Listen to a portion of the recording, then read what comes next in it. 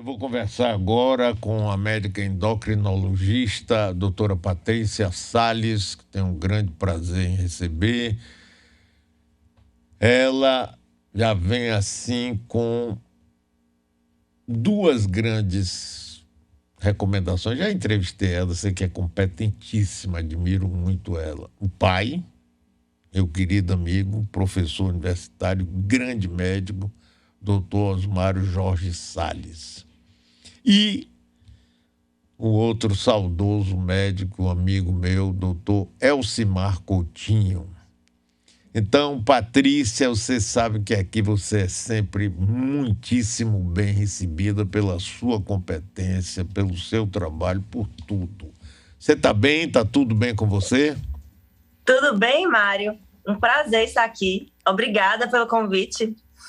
Tudo bem. E com você, tudo bem? Tá, tudo tranquilo, sob os cuidados do doutor Osmário Jorge Salles, viu? Ele mandou um abraço. Adoro ele, você sabe disso, adoro, amigo queridíssimo, tanto ele quanto sua mãe. Também é médica. Obrigada. Patrícia, eu estava conversando aqui, a gente pode falar de outros assuntos também, mas eu estava conversando aqui sobre essa coisa que de repente se tornou assim uma coisa muito usual, a chamada suplementação alimentar. Proteínas, vários tipos de suplementos que são usados, sobretudo pessoas que, né, frequentam academias, entre os jovens, e tem muita controvérsia a respeito disso. É bom, não é bom? Tem nutricionista que diz que é bom, que é importante. Enfim, eu fui procurar alguém que pode realmente nos elucidar a respeito disso. O que é que você pensa disso, Patrícia? Mário, primeiro, sempre a gente tem que ter em mente que o principal é ajustar a alimentação, né? Suplementação é algo que a gente deve fazer se realmente for necessário. É aquela frase, sempre a gente tem que ter em mente que tudo em excesso faz mal, assim como tudo em falta faz mal. Então, o que é o mais saudável e mais interessante para a pessoa fazer? Ajustar a alimentação. Consumir alimentos in natura, que é aquele alimento que não tem rótulo, que você compra na feira e no hortifruti. Salada, verdura, legumes, ovo, carne, peixe, frango, raiz. E a suplementação deve ser feita, se necessário, para complementar uma alimentação. Quando a gente fala em suplementação de proteína, que é o whey protein, né? O whey protein, que é proteína em pó. Sim. Essa proteína em pó, ela seria usada como um complemento da alimentação. E apenas se necessário. O que a gente vê hoje em dia são pessoas usando de forma desnecessária junto com a alimentação. Nesse caso, fica um excesso de proteína e acaba sobrecarregando o rim. A gente tem uma capacidade de absorção de proteína em cada refeição, que vai aproximadamente 25 gramas. Então, quando passa muito disso, sai tudo no xixi. Então, fica um xixi caro. Você compra aquela proteína em pó super cara, usa de forma aleatória e acaba não tendo nenhuma necessidade e ainda sobrecarrega o seu rim. Tem que ter muito cuidado com isso. É assim como o excesso de vitamina. Tudo em excesso faz mal, até mesmo vitamina. Esse fim de semana, eu estava com meu pai e minha irmã conversando sobre isso, que a gente está pegando no consultório pessoas usando uma quantidade enorme de comprimido. Eu peguei outro dia uma paciente que ela usava 30 comprimidos por dia de vitamina. Então, esse excesso faz muito mal. O excesso de vitamina é lesivo. Usar antioxidante de forma excessiva acaba tendo um efeito contrário, né? Então, a gente tem que ter muito cuidado para não usar nada de forma aleatória, sem indicação médica, porque também faz mal, né? Não faz bem tomar o excesso de vitamina. Ô, Patrícia, a partir dessa veneração, adoração pelo corpo ideal, não é? Homens e mulheres, músculo, como se fosse sinal de saúde. Então, se cometem absurdos incríveis. E as pessoas, quer dizer, isso virou quase que uma religião, as pessoas acreditam nisso. O personal trainer é quem recomenda, tome isso, tome aquilo, tome não sei o quê. Esse negócio é um Já. pouco doido, não é não, Patrícia? Muito, muito doido. Hoje a gente está vendo mulheres e homens usando uma quantidade enorme de hormônio. Todo o uso de hormônio, se não, você não tiver deficiência do hormônio, acaba tendo efeito excessivo, não é fisiológico. Esse uso excessivo de hormônio que a gente vê hoje em dia é muito comum. Você vê mulheres que parecem homens, com a voz grossa, muita musculatura, muita acne. Isso não é saudável. Isso, a longo prazo, vai ter efeito deletério. A gente já vê no consultório isso. Pacientes com várias alterações de exames, pacientes que eram saudáveis e ficam com o corpo perfeito, mas com um monte de alteração de exame. Tem que ter muito cuidado com o uso de hormônio, se não for indicado. Muito cuidado. Qualquer coisa que você vai usar não é natural. Não tem nada natural. Natural é comida. Alface, salada, ovo, carne, peixe. Todo excesso de uso de substâncias acaba não sendo natural e pode ser prejudicial. E acaba que fica esse padrão do culto ao corpo de forma não saudável. A gente tem que ter muito cuidado com isso. Eu estou conversando com a médica endocrinologista, membro titular da Sociedade Brasileira de Endocrinologia e Metabologia, doutora Patrícia Salles. Patrícia, também eu ouço caso de mulheres depois da menopausa usando excessivamente testosterona. E aí? Tem que ter cuidado. Quando a mulher entra na menopausa, a menopausa ela é caracterizada pela última menstruação da mulher e é uma falência do ovário. O ovário para de produzir o estrógeno, uma parte da testosterona e a progesterona. Tem indicações de usar testosterona na menopausa, mas na dose que não altere o valor de referência da mulher. Então, a gente costuma fazer... O principal hormônio da reposição na menopausa é o estrógeno. Então, a gente sempre precisa usar esse hormônio. E, em alguns casos, associados à testosterona em dose baixa. O problema é a dose. Quando você faz a reposição da menopausa bem feita, né, quando a mulher usa o estrógeno e uma dose menor de testosterona, não vai ter efeito negativo, masculinizante nenhum na mulher. A questão é o excesso. Então, a gente tem que ter muito cuidado com o uso do hormônio e muito cuidado com o médico que vai prescrever. Eu escutei uma frase um dia que era: não tenha medo do hormônio, tenha medo do médico que prescreve. Porque a dose é muito importante. Você tem que usar uma dose baixa para tratar alguns sintomas da menopausa que a gente não vai conseguir tratar apenas com estrógeno, mas sempre associado ao estrógeno. Então, esse balanço da reposição hormonal ele é muito fino, tem que ser muito ajustado de forma individual para cada paciente. Mas eu ouço casos de mulheres que nem tem médico para responsabilizar, não. Eu mesmo vou tomar, eu vou usar, tem aquele gel que bota na barriga, tem injeções, e usam assim para poder aumentar o apetite sexual. Isso é muito perigoso, até porque isso é muito comum. A mulher entra na menopausa, não sabe o que usar, não procura um médico, acaba usando sozinha a testosterona. É lesivo. A gente nunca deve, na menopausa, usar apenas a testosterona, porque isso aumenta o risco cardiovascular. Se for usar a testosterona, tem que usar junto com o estradiol e numa dose muito baixa. Pensando que desejo sexual, a libido feminina, ela tem vários fatores que interferem. Eu costumo falar para meus pacientes que a libido feminina é igual uma pizza com 8 fatias. Uma fatia é hormônio, mas tudo interfere na libido feminina. O cansaço. Na menopausa, a mulher fica mais cansada, a mulher tem a onda de calor, tem insônia. Às vezes, você ajustando esses fatores, a mulher já melhora a libido, sem precisar usar a testosterona. E se precisar, é na dose correta, ajustada para cada paciente. E funciona muito bem, mas tem que ter muito cuidado com a dose.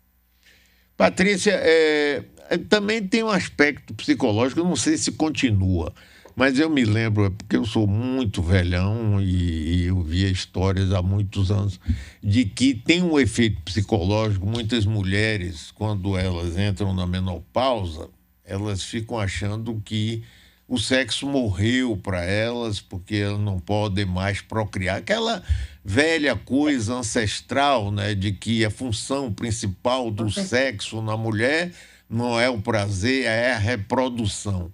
E você acha que existe isso ainda hoje na cabeça das mulheres mais jovens e tudo? A parte psicológica é importantíssima. Você falando isso me lembrou Elcimar. Elcimar falava muito isso, né? O que o senhor acabou de falar. Então, a parte psicológica é importantíssima. A mulher entra na menopausa, ela fica, meu Deus, primeiro que ela pensa, eu tô velha, tô com ressecamento vaginal, tô com insônia, o humor muda, a mulher fica mais depressiva. É muito comum você dar diagnóstico de depressão na menopausa apenas pela falta hormonal. Então, esse é um fator que, ajustando o hormônio, melhora muito. Então, essa parte psicológica é fundamental. Imagina que a mulher hoje com 50 anos está muito jovem. Uma mulher com 50 anos antigamente estava fazendo tricô para o netinho em casa. Hoje, uma mulher com 50 anos está super jovem. Está começando um relacionamento novo, começando um trabalho novo, está malhando, está bonitona. Então, dá um baque na mulher. Você fala, nossa, eu tô na menopausa. Essa parte psicológica afeta muito a mulher.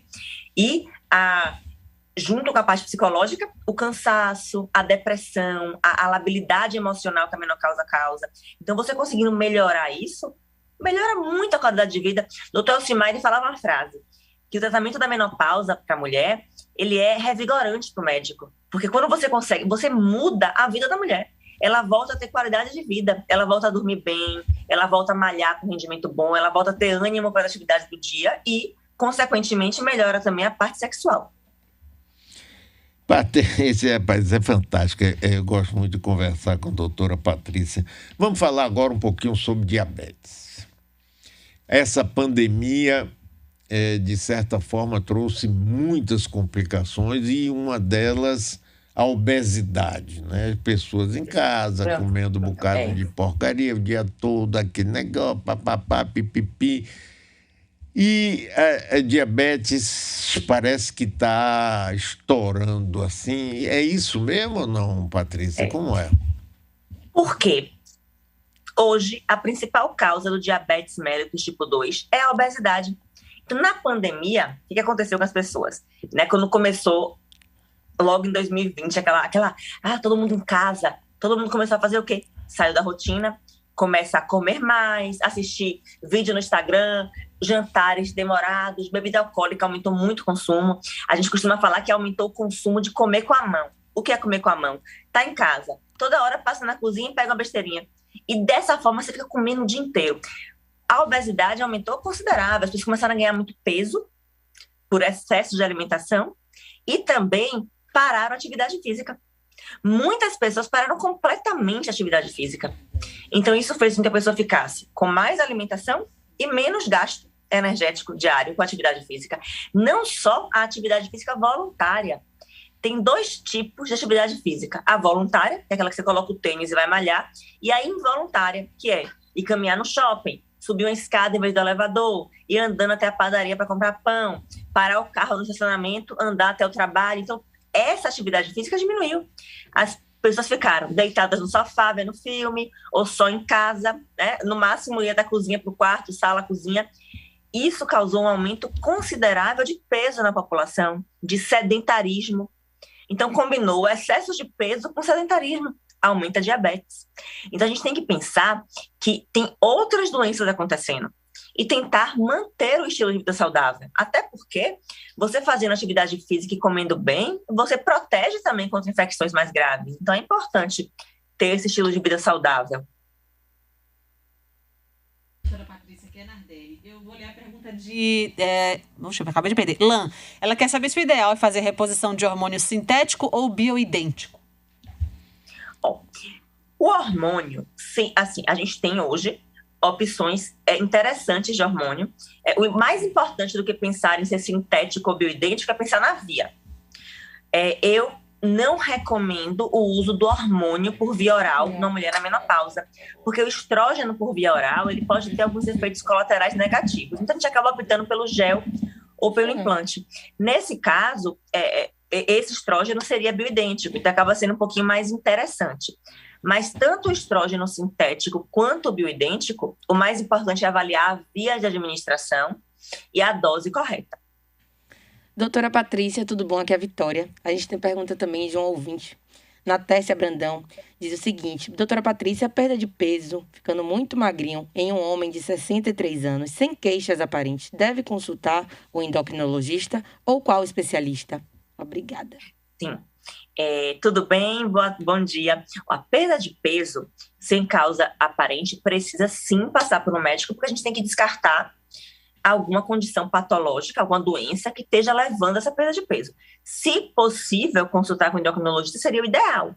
Porém, se não for possível, pode passar com algum médico que, com certeza, ele vai direcionar e pedir os exames para avaliar o caso. Dulcineia quer saber se o hormônio que é utilizado na reposição hormonal suspende a menstruação. Reposição hormonal significa, a terapia de reposição hormonal significa você iniciar uma reposição hormonal em uma mulher na menopausa. Essa mulher na menopausa já vai estar sem a menstruação. Então, se essa mulher ainda tem útero, eu vou ter que usar também a progesterona para evitar que ela tenha sangramento durante o período de reposição hormonal da menopausa. Então, vai acabar evitando que ela tenha menstruação, sim. Patrícia, me diga uma coisa, o trabalho do doutor Elcimar continua, a clínica dele, o instituto, como é que tá? Dê notícia pra gente aí que ele deu três grandes entrevistas para mim aqui, que foi uma maravilha, uma delícia, 1 hora inteira conversando com ele. Doutor Elcimar é fantástico. Eu costumo falar que eu tive 2 mestres na medicina. Um é Osmária, que desde pequena me influenciando, e o outro foi Elcimar. Elcimar era um visionário. O trabalho dele continua e vai continuar a vida inteira. O CEPA está lá, firme e forte, atendendo um monte de mulher. A clínica dele continua também. O doutor Elcimar a neta dele fala uma frase interessante, que eles estavam esperando um milagre quando o doutor Elcimar estava internado. Mas que, na verdade, o milagre foi ele. Imagine um cientista do interior da Bahia que conseguiu revolucionar a medicina. Ele foi um visionário, ele mudou o tratamento da menopausa no Brasil. Ele é fantástico. E continua firme e forte. A clínica dele também continua? Continua. A clínica dele continua. Tem médicos atendendo lá. O doutor Luiz Calmon está à frente. Tanto aqui em Salvador, quanto em São Paulo, e Rio de Janeiro e Brasília também. Continua firme e forte. O trabalho dele vai ficar aí eterno. Muito bem, Patrícia, muitíssimo obrigado. É sempre muito bom conversar com você. Obrigada. Dê um abraço em seu pai, um beijo em sua mãe, viu? Com certeza. Continue com seu sucesso aí, que é muito bom. Muito obrigada.